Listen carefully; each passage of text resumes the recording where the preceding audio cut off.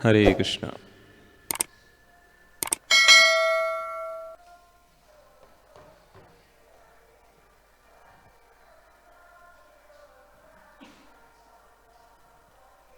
तो सभी भक्तों का श्रीमद् भागवत कक्षा में स्वागत है।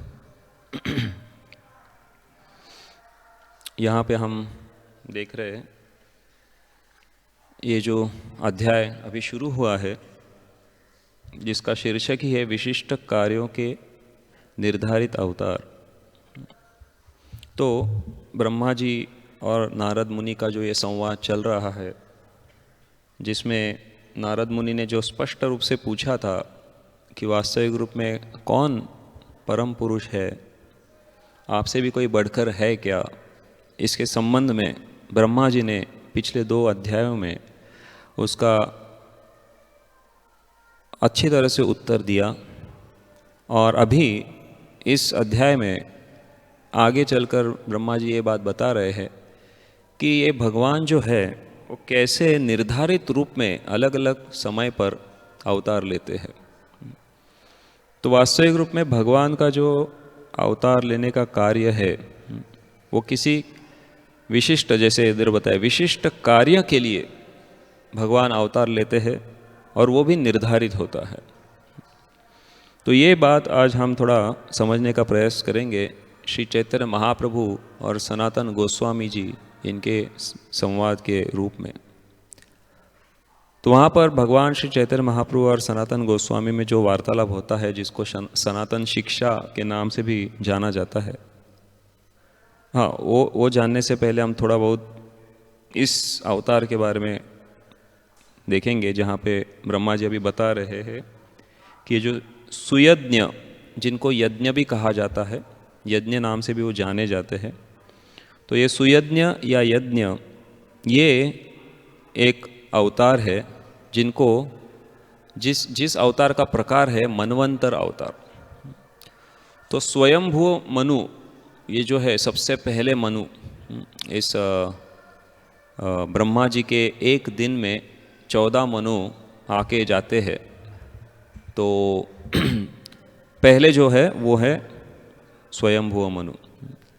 तो स्वयंभू मनु के मनवंतर में जो यज्ञ है, इनको मनवंतर अवतार घोषित किया गया है। और ये जैसे इधर बताया, प्रजापति रुचि और उनकी पत्नी आकुति, इनके रूप में, इनके पुत्र के रूप में वो प्रकट होते हैं। और उनके क्या कार्य है ये भी यहाँ पर दिए गए हैं। तो उन्होंने क्या किया, उन्होंने उनकी पत्नी दक्षिणाया, इसके साथ विवाह करके, दक्षिणा नामक पत्नी से विवाह करके उन्होंने देवताओं की उत्पत्ति की और उनके कार्यों के द्वारा उन्होंने तीनों लोकों के जो ताप थे उसको हर लिया। और इसलिए स्वयंभू मनु ने उन्हें हरि ये नाम प्रदान किया। थोड़ा इको रिड्यूस कर।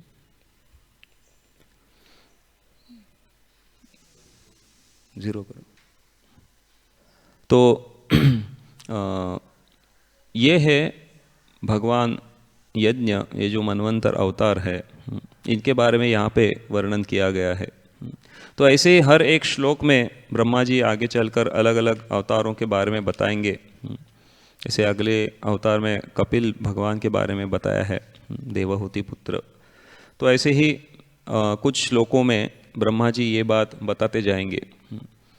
तो यहाँ पे हम देख रहे हैं कि वास्तविक रूप में भगवान के जो ये अवतार है निर्धारित है, मनोकल्पित नहीं है, बल्कि शास्त्रों में इसका पूरा वर्णन किया गया है। तो श्री चैतन्य महाप्रभु और सनातन गोस्वामी के इस संवाद में यही बात आती है, जहाँ पर भगवान श्री चैतन्य महाप्रभु सनातन गोस्वामी को इस अवतारों के बारे में विस्तृत वर्णन करते हैं। तो सबसे प्रथम अवतारों का वर्णन करते हैं, वो इस भौतिक सृष्टि से संबंधित है, जिनको कहते हैं पुरुष अवतार। तो इन पुरुष अवतारों का वर्णन हमने पिछले अध्याय में भी सुना है ब्रह्मा जी से, तो इसलिए हम इसके ऊपर ज़्यादा विश्लेषण नहीं करेंगे।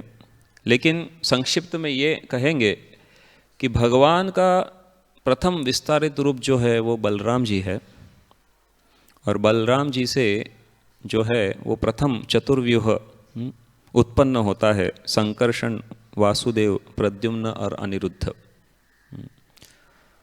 तो ये जो प्रथम चतुर्व्यूह है, इसके जो संकर्षण है, इन संकर्षण से नारायण का विस्तार होता है जो कि वैकुंठ के पति है, और वो नारायण जी से फिर से दूसरा चतुर्व्यूह का विस्तार होता है, संकर्षण, प्रद्युम्न, संकर्षण, वासुदेव, प्रद्युम्न और अनिरुद्ध।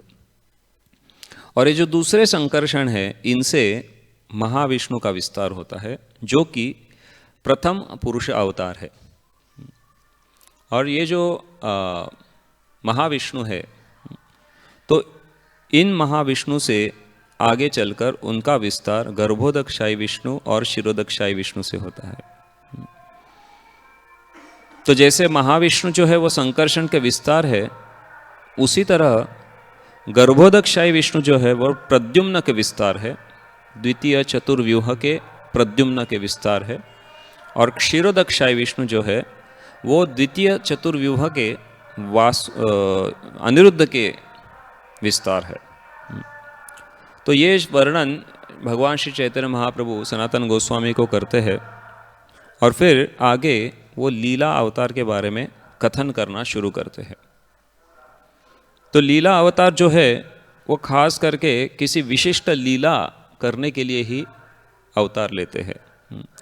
इनके जैसे कि हम अलग अलग जगह पे सुने हैं, तो चैतन्य महाप्रभु कहते हैं कि लीला अवतारों का कोई गणना ही नहीं है, ये असंख्य है।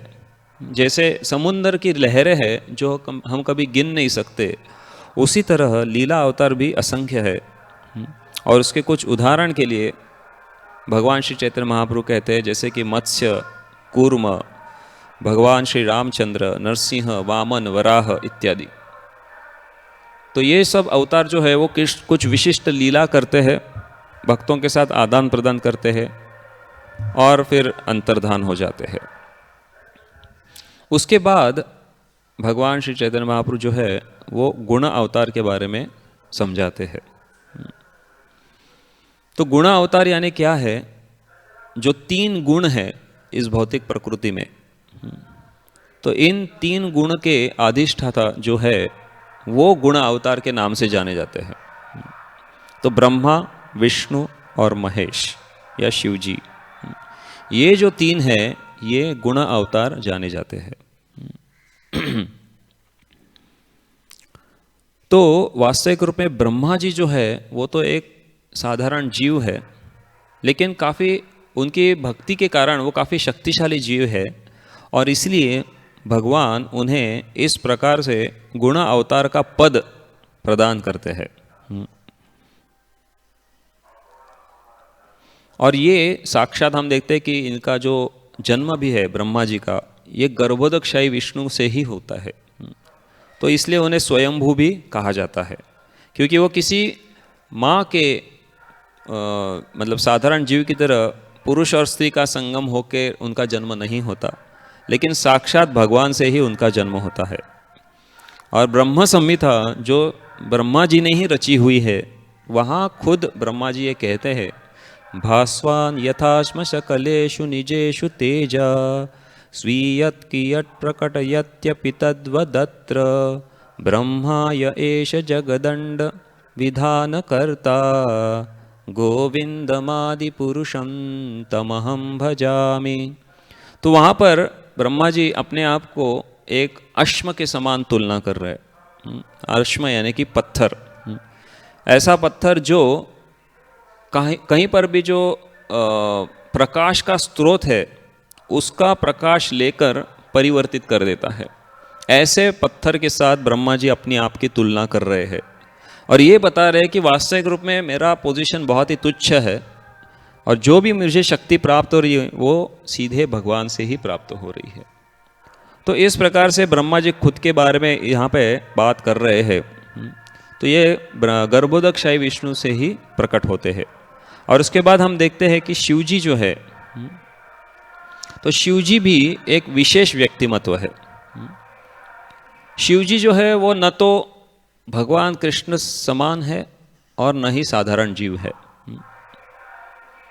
और इसलिए शिव जी का भी पद काफ़ी विशेष है। इसका भी उल्लेख ब्रह्म संहिता में खुद ब्रह्मा जी करते हैं।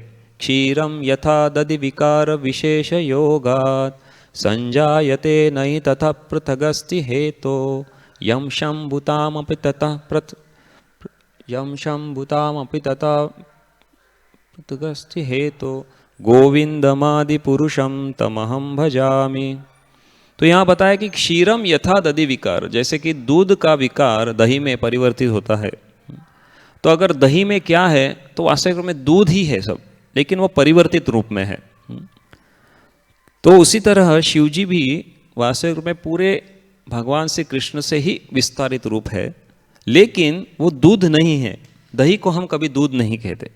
उसी तरह शिव जी को हम कभी कृष्ण या विष्णु या नारायण नहीं कहते, लेकिन वो उनसे अभिन्न है, उनसे ही आए हुए हैं।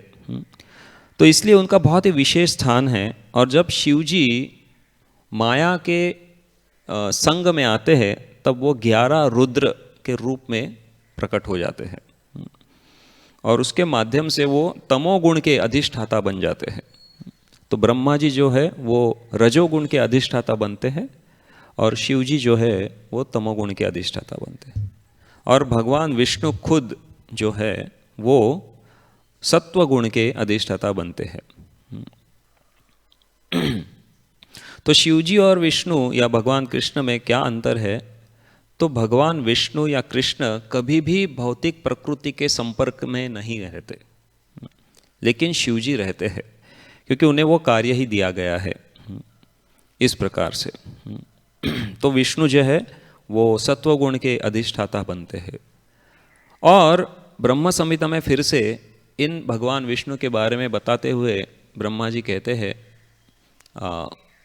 कि जिस प्रकार से एक दीपक से दीपार्चिरे वही दशांतरमभ्युतेत्य दीपायते नहीं तथा, तो एक दीप से हम दूसरे दीपक को जलाते हैं, और जो हम ऐसे असंख्य दीपक जलाते हैं तो उन हर एक दीपक से उसी प्रकार से हमें ऊर्जा प्राप्त होती है, प्रकाश प्राप्त होता है। लेकिन इन सभी दीपकों के कोई एक मूल दीपक है जो पहले प्रज्वलित हुए थे। तो उसी तरह ब्रह्मा जी यहाँ पे कहते हैं कि गोविंदम आदि पुरुषम तमहम भजामि। तो गोविंद जो है वो ये पहले दीपक है जिनके माध्यम से ये अनेक दीपक जो है वो जले हुए हैं या प्रज्वलित हुए हैं। तो इस प्रकार से ये ब्रह्मा विष्णु और महेश जो है वो गुण अवतार का वर्णन भगवान श्री चैतन्य महाप्रभु करते हैं। आगे चलकर वो मनवंतर अवतार के बारे में कहते हैं। जैसे अभी हमने शुरुआत में ही सुना कि भगवान यज्ञ जो है वो एक मनवंतर अवतार है।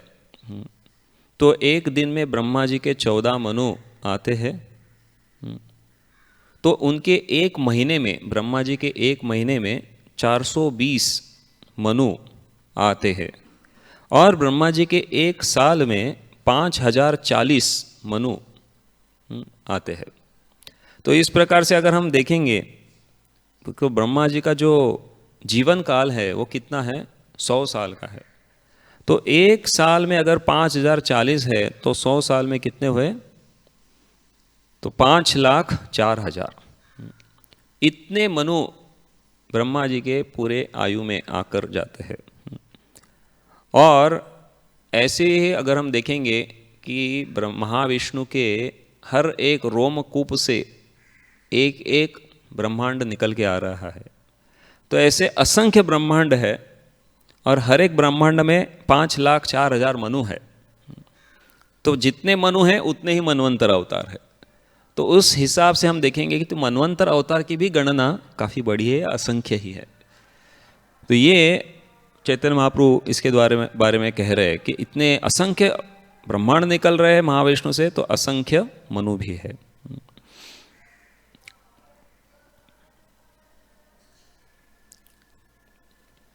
तो ये जो मनवंतर अवतार है इनका वर्णन श्रीमद् भागवत के 8वें स्कंद के में आता है। वहाँ पर ये जो 14 मनु हैं इनके नाम बताए गए हैं। तो वो इस प्रकार से है। पहले मनवंतर में उनका नाम है यज्ञ, दूसरे है विभु, तीसरे है सत्यसेन, चौथे है हरि, पांचवें है वैकुंठ, छठवें है अजित, सातवें है वामन, आठवें है सार्वभौम, नौवें है ऋषभ, दसवें है विश्वक्सेन, 11वें है धर्मसेतु, 12वें सुधाम, 13वें है योगेश्वर और 14वें है बृहद्भानु। तो इनमें से यज्ञ और वामन ये जो है ये मनवंतर अवतार तो है ही, लेकिन इसके साथ साथ बताया गया है कि ये लीला अवतार में भी गिने जाते हैं। कि जैसे अभी हमने यहाँ पे देखा कि भगवान यज्ञ ने ये लीला की कि उन्होंने तीनों लोगों का जो कष्ट था वो दूर कर दिया, इसलिए उन्हें हरि कहा गया है। और इसी तरह भगवान वामन भी हम देखते हैं कि वो हालांकि मनवंतर अवतार है, लेकिन उन्होंने बलि महाराज के साथ एक लीला की और खुद को तीनों लोकों के स्वामी घोषित कर दिया। तो इस प्रकार से ये दो अवतार मनवंतर अवतार होने के बावजूद भी लीला अवतार भी गिने जाते हैं। तत्पश्चात चैतन्य महाप्रभु युग अवतार के बारे में चर्चा करते हैं और युग अवतार का वर्णन करने के बाद शक्त्यावेश अवतार के बारे में कहते हैं। तो हम युग अवतार को थोड़ा क्रम से लेकर एंड में लेंगे। तो शक्त्यावेश अवतार का भी वर्णन करते हुए चैतन्य महाप्रभु कहते हैं कि वो प्रमुखतः दो प्रकार के होते हैं। एक है साक्षात भगवत आवेश और दूसरा है शक्त्यावेश। तो साक्षात भगवत आवेश यानी कि भगवान ही खुद एक विशेष प्रकार का आवेश ग्रहण करके अवतरित हो जाते हैं। और उसके उदाहरण में बताते हैं भगवान कपिल देव और भगवान ऋषभ देव। तो इनकी भी गणना शक्त्यावेश में आती है, लेकिन शक्त्यावेश का जो कैटेगरी है भगवत आवेश, यानी कि ये साक्षात भगवान ही है। और दूसरा जो है वो है इनडायरेक्ट या शक्त्यावेश, यानी कि किसी जीव को भगवान कोई शक्ति प्रदान कर देते हैं। तो उसके संबंध में भगवान श्री चैतन्य महाप्रभु सनातन गोस्वामी को कहते हैं कि ऐसे जो शक्त्यावेश अवतार है उनमें 1 2 3 4 5 7 प्रकार है। फिर तो सबसे पहले है स्वसेवन शक्ति। तो भगवान क्या करते हैं? स्वसेवन शक्ति, उनकी सेवा करने के लिए शक्ति प्रदान करते हैं। तो वो शक्ति किनको प्रदान करते हैं? शेषनाग, वैकुंठ में जो शेषनाग है, और अनंत देव दूसरे उदाहरण है। लेकिन अनंत देव का जो वर्णन है वो उनको भू धारण शक्ति के रूप में भी किया गया है, क्योंकि वो क्या करते हैं? अपने फन पर पूरा ब्रह्मांड को धारण कर लेते हैं। तो इसलिए अनंत देव जो है वो भू धारण शक्ति के विस्तार है। तत्पश्चात सृष्टि शक्ति। सृष्टि शक्ति ये जो है, यानी कि इस भौतिक ब्रह्मांड की सृष्टि करने के लिए शक्ति प्रदान करते हैं, वो है ब्रह्मा जी। तो ये भी एक शक्त्यावेश अवतार है। और गुणा अवतार के वर्णन में एक बात बताना रह गया कि भगवान श्री चैतन्य महाप्रभु कहते हैं, यदि अगर कोई कभी ऐसा जीव न मिले जो ब्रह्मा बन सके, जिनके इस प्रकार की शक्ति प्रदान कर सके, तो गर्भोदकशाही विष्णु खुद अपना विस्तार करके ब्रह्मा जी बन जाते हैं। लेकिन बहुत बार तो ब्रह्मा जी को ये शक्ति प्रदान की जाती है, सृष्टि शक्ति। तत्पश्चात भगवान अपनी ज्ञान शक्ति जो है वो 4 कुमारों में प्रदान करते हैं, दिव्य ज्ञान के वितरण करने हेतु ज्ञान शक्ति। और उसके बाद का वर्णन है शक्त्यावेश का अवतार, वो है भक्ति शक्ति। तो भक्ति शक्ति भगवान किसको देते हैं? श्री नारद मुनि। तो नारद मुनि पूरे ब्रह्मांड में घूमते हुए भक्ति को वितरण करते रहते हैं। तत्पश्चात पालन शक्ति, यानी कि सभी जीवों का अच्छे से पालन करने की जो शक्ति है वो भगवान ने पृथु महाराज में प्रदान की थी, और इसलिए पृथु महाराज भी भगवान के शक्त्यावेश अवतार है। और अंत में बताते हैं दुष्ट दमन शक्ति। तो दुष्ट खलु ऐसे जो लोग हैं उनका दमन करने के लिए भगवान ने परशुराम में ये शक्ति प्रदान की, और इसलिए भगवान परशुराम भी शक्त्यावेश अवतार गिने जाते हैं। तो इस प्रकार से ये 7 प्रकार के शक्त्यावेश अवतारों का वर्णन भगवान श्री चैतन्य महाप्रभु सनातन गोस्वामी को करते हैं। और उसके बाद युगा अवतारों का वर्णन आता है। तो ये जो युगा अवतारों का वर्णन है जो चैतन्य महाप्रभु ने सनातन गोस्वामी को बतलाया है, उसका जो स्रोत है वो भागवत का 11वां स्कंद है, 11वां स्कंद का 5वां अध्याय, जहाँ पर हम देखते हैं कि राजा निमि नव योगेंद्र जो थे उनका स्वागत करके उन्हें अनेक प्रश्नों प्रस्तुत करते हैं, और इन अनेक प्रश्नों के माध्यम से वो उनकी उनसे ज्ञान अर्जन करने की इच्छा रखकर ये प्रश्न करते हैं। तो एक प्रश्न वो करते हैं कि हमें बताइए कि अलग अलग युगों में भगवान किस प्रकार से अवतार लेते हैं और किस रंग को धारण करते हैं। तो ये निमि महाराज प्रश्न पूछते हैं।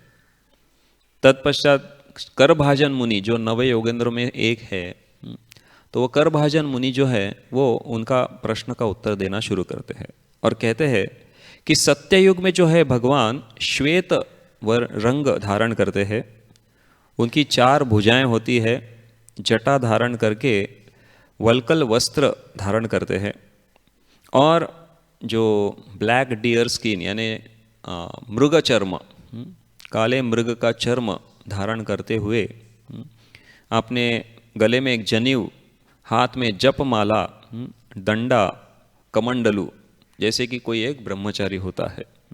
तो इस प्रकार का वर्णन करभाजन मुनि सत्ययुग के भगवान का करते हैं। और उसके बाद वो कहते हैं कि ये भगवान जो है उनको अलग अलग नाम से जाना जाता है। तो इसका वर्णन बहुत सुंदर तरीके से भक्ति सिद्धांत सरस्वती ठाकुर कहते हैं कि ये अलग अलग नाम क्यों आए हैं और कौन कौन लोग उन्हें किस नाम से क्यों पुकारते हैं। तो उनका एक नाम है परमात्मा। तो कहते हैं कि जो आत्म साक्षात्कार करने हेतु या आत्म साक्षात्कार में निपुण हुए हैं और जो भगवान को पूर्ण रूप से जानना चाहते हैं, वो उन्हें परमात्मा के नाम से पुकारते हैं। फिर कहते हैं कि जो वर्णाश्रम पद्धति में स्थित है और वहाँ पर धार्मिक विधियों का पालन कर रहे हैं, ऐसे लोग वही भगवान को हंस करके पुकारते हैं, क्योंकि हंस इस शब्द का अर्थ है जो वर्ण और आश्रम से परे हैं। इसलिए हम देखते हैं कि जो वैष्णव होते हैं, शुद्ध वैष्णव, उन्हें हम परमहंस कहते हैं। जय ओम विष्णुपाद परमहंस परिव्राजकाचार्य। तो ये परमहंस क्यों है? क्योंकि वो इस वर्ण और आश्रम से परे है। फिर तत्पश्चात जो लोग स्थूल ग्रॉस मैटर यानी कि स्थूल प्रकृति में उनका मन पूरा आकृष्ट हो चुका है, ऐसे लोग उसी भगवान को सुपर्ण नाम से जानते हैं। सुपर्ण यानी जो ऐसे व्यक्ति जिनको बहुत सुंदर क्या कहते हैं, पंख है। तो इस प्रकार से वो लोग उन्हें पुकारते हैं। और जो लोग इस भौतिक ब्रह्मांड के सूक्ष्म और स्थूल प्रकृति में ही हमेशा कार्य करते रहते हैं, जो भगवान की इस माया शक्ति में अटके हुए हैं, वो इसी भगवान को वैकुंठ नाम से पुकारते हैं। और आगे कहते हैं कि जो लोग धारणा रखने की क्षमता नहीं रखते, जैसे हम देखते हैं कि योग की जो पद्धति है 8 स्टेप्स, यम, नियम, आसन, प्राणायाम, प्रत्याहार, ध्यान, धारणा और समाधि। तो धारणा ये जो स्तर है काफ़ी ऊंचा है। तो ये जो धारणा करने में कोई लोग सक्षम नहीं होते और बार बार धर्म के पथ से भ्रष्ट होने की संभावना रखते हैं, ऐसे लोग इसी भगवान को धर्म नाम से पुकारते हैं कि हमें हमारे धर्म को आप रक्षण कीजिए। और जो इस भौतिक प्रकृति के 3 गुणों के द्वारा नियंत्रित रहते हैं, जिनका मन पूरा से अपने आप पे नियंत्रित नहीं है, तो ये खास करके कलयुग के लोगों के लिए भी लागू है। हालांकि ये सब डिस्क्रिप्शन चल रहा है सत्ययुग के लोगों के लिए, लेकिन ये कलयुग के लोगों को भी लागू पड़ता है कि जो ऐसे 3 गुणों से प्रभावित होकर जिनका मन अनियंत्रित है, वो हमेशा ऐसे भगवान को योगेश्वर नाम से पुकारते हैं। और जो तमो और रजोगुण से प्रभावित है, तो ये भी हम कह सकते हैं कलयुग का ही ज़्यादा करके लक्षण है। तो जो लोग तमोगुण और रजोगुण से प्रभावित है, ऐसे लोग इसी भगवान को अमल नाम से पुकारते हैं। और जो लोग पूरी तरह से शक्तिहीन है, वो भगवान को ईश्वर नाम से पुकारते हैं। और जो लोग उनका आश्रय चाहते हैं, ऐसे लोग भगवान को उत्तम पुरुष नाम से जानते हैं। और लास्ट में जो लोग इस भौतिक अभिव्यक्ति को केवल एक असत चीज मानते हैं, ऐसे लोग भगवान को अव्यक्त पुकारते हैं। तो ये अलग अलग नाम उसी भगवान के हैं जो कि श्वेत रंग धारण किए हुए हैं और सत्ययुग के अवतार है। तत्पश्चात करभाजन मुनि त्रेता युग के अवतार का वर्णन करते हैं। और हाँ, इस सत्ययुग के जो ये अवतार है, ये अपने हाथ में जपमाला, कमंडलू और दंडा दिखाकर ये सिखाते हैं कि कैसे हर एक व्यक्ति को इस प्रकार से विरक्त होकर ध्यान लगाना चाहिए, भगवान के ऊपर ध्यान करना चाहिए। तो ध्यान की जो पद्धति है वो ये सत्ययुग के अवतार सिखाते हैं। और फिर करभाजन मुनि आगे त्रेता युग का वर्णन करते हुए त्रेता युग के अवतार का वर्णन करते हैं। कहते हैं कि वो रक्त वर्ण में आते हैं या रक्त लाल रंग के रहते हैं। उनके भी 4 भुजाएं होती है, सुनहरे बाल होते हैं। वो अपने कमर में एक सोने का बेल्ट पहनते हैं जो कि 3 लाइन में होता है। और इस प्रकार से वो अपने हाथ में श्रुक और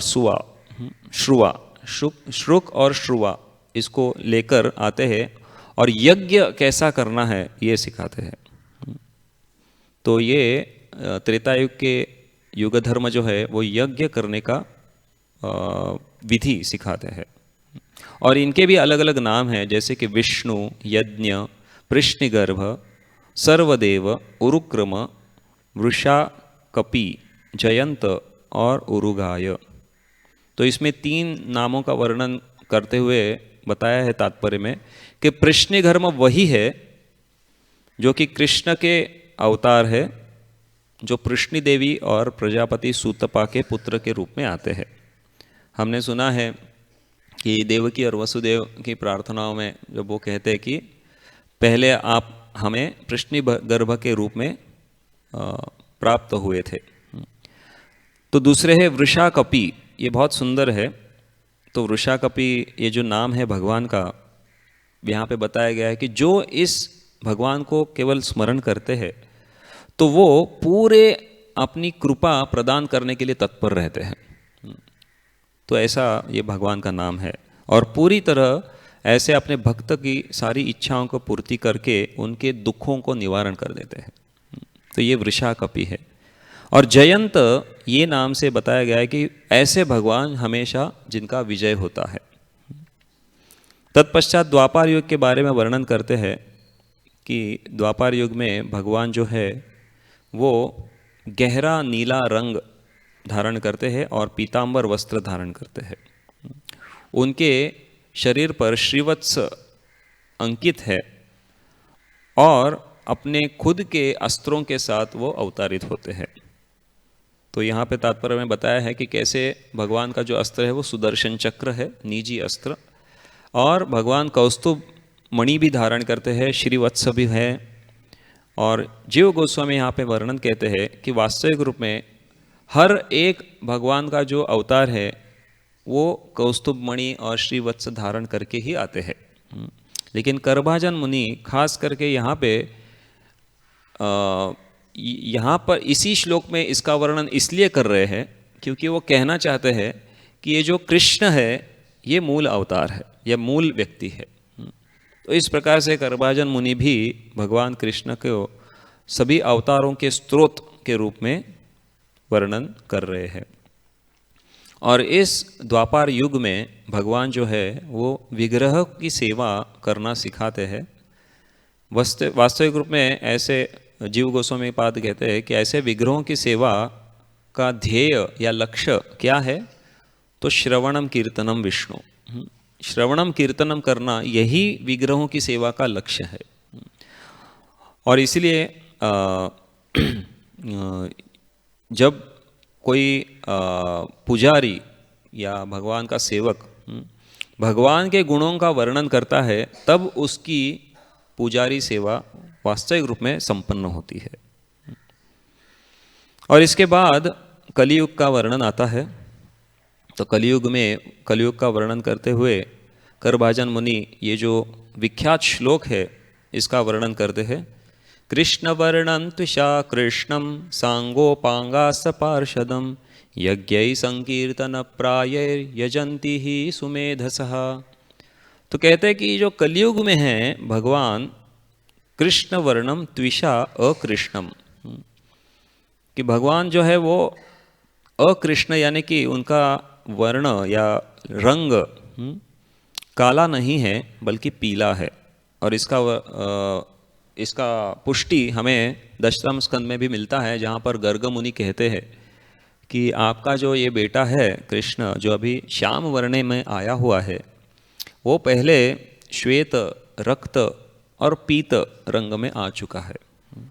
तो श्वेत और रक्त तो हमने देख लिया सत्य और त्रेता युग का है, और श्याम वर्ण द्वापार का है।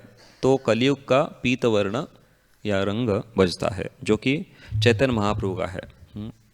तो यहाँ पे इस श्लोक के तात्पर्य में बहुत गहराई से बताया गया है कि किस प्रकार ये जो श्लोक है ये चैतन्य चरितामृत में भी आता है जो कृष्णदास कविराज गोस्वामी लिखते हैं।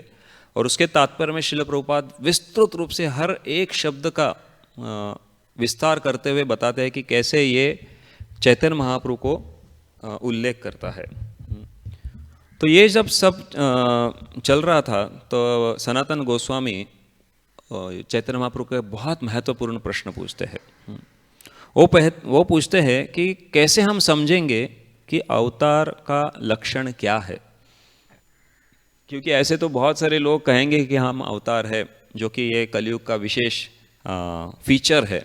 श्रील प्रभुपाद जी भी इस तात्पर्य की शुरुआत उसी से करते हैं कि इस कलियुग में हर कोई व्यक्ति मनोघड़ित एक अवतार को निर्माण करता है। तो सनातन गोस्वामी यही बात पूछते हैं कि कैसे समझेंगे हम कि वास्तविक अवतार कौन है। तो चैतन्य महाप्रभु बताते हैं कि हमें शास्त्रों का आधार लेकर ही समझना पड़ेगा कि वास्तविक अवतार कौन है। और शास्त्रों में बताया गया है कि अवतार का मुख्य लक्षण है और गौण लक्षण है।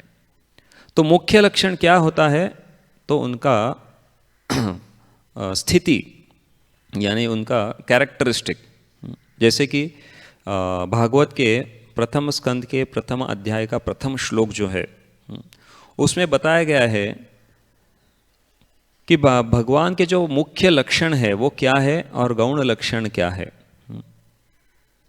तो मुख्य लक्षण उस श्लोक में बताया गया है कि वो परम और सत्यम, सत्यम परम धीमहि, ये उस श्लोक का अंत है, लास्ट लाइन है।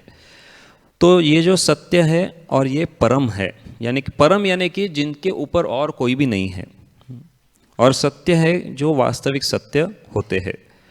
और उसके बाद चैतन्य महाप्रभु कहते हैं कि उनके जो गौण लक्षण है वो भी वहाँ पर बताए हैं। तेने ब्रह्म रुधाय आदि कवये, कि उन्होंने क्या किया, तो ब्रह्मा जी के हृदय में सारे वेद शास्त्रों को उन्हें ज्ञात करवाया। और दूसरा तो मुह्यंती यत् सूर्यः, उनके पुरुष अवतार जो है उनका पुरुष अवतार के माध्यम से उन्होंने इस सृष्टि की रचना की। और केवल ये पुरुष अवतार भी मुह्यंती यत् सूर्य यानी कि देवी देवताओं को मोहित कर सकते हैं। तो इस प्रकार से चैतन्य महाप्रभु ने बताते हैं कि इस प्रकार जो बुद्धिमान व्यक्ति है उन्होंने किसी भी अवतार का लक्षण मुख्य और गौण वृत्ति को देखकर ही समझना चाहिए। तो सनातन गोस्वामी वास्तविक रूप में बड़े पंडित थे, विद्वान थे, और ये सब सुनने के बाद वो कहते हैं कि ये सब देखकर तो मुझे ये प्रतीत हो रहा है कि वास्तविक रूप में आप ही इस युग के अवतार हो। हालांकि प्रहलाद महाराज भी अपनी प्रार्थनाओं में कहते हैं कि हे भगवान, आप अलग अलग समय पर अलग अलग प्रकार के अवतार लेते हैं, मनुष्यों में, प्राणियों में, ऋषियों में, कभी मछली बनकर, कभी कूर्म बनकर, और इसके माध्यम से आप सभी का पालन करते हैं और दुष्टों से रक्षण करते हैं। हे भगवान, आप हमेशा धर्म की रक्षण करते हैं, लेकिन कलियुग में आप अपने आप को भगवान नहीं कहलाते।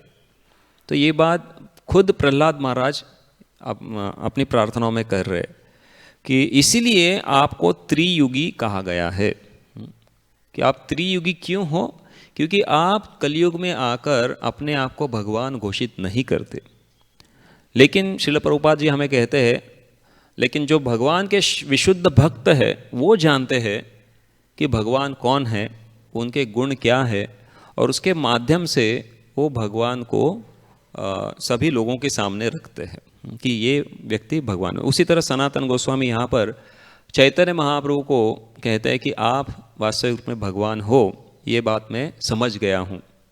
तो चैतन्य महाप्रभु इसके विरोध में कुछ कहते नहीं, लेकिन सिर्फ एक ही बात कहते हैं कि अभी युग अवतारों का वर्णन काफ़ी हो चुका, अभी हम शक्त्यावेश अवतार के बारे में जानेंगे।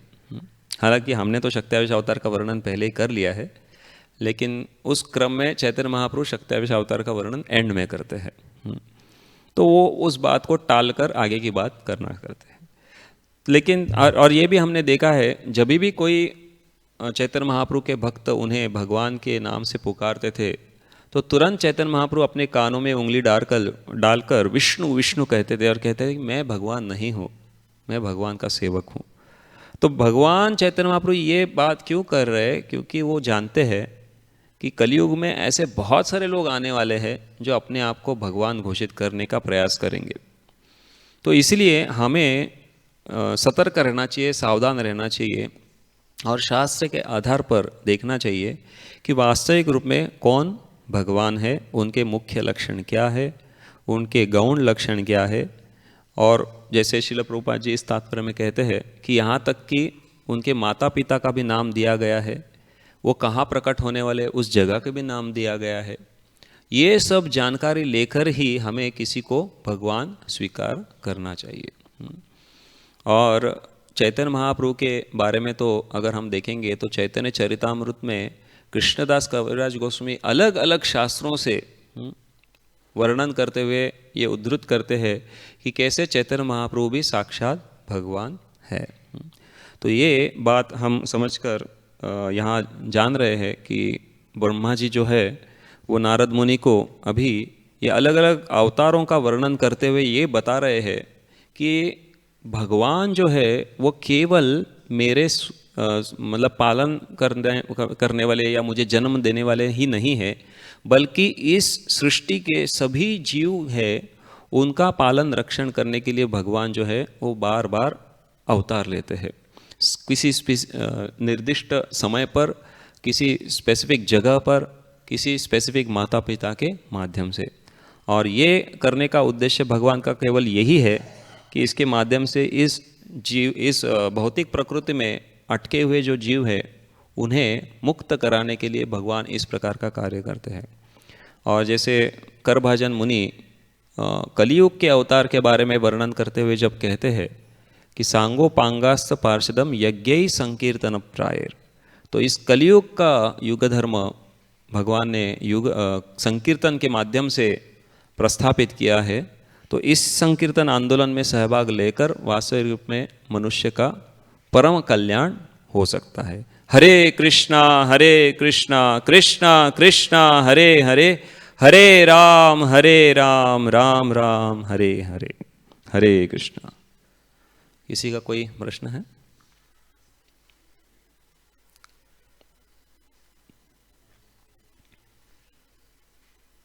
ठीक है, तो हम यहीं विराम देंगे। ग्रंथराज श्रीमद् भागवतम की जय।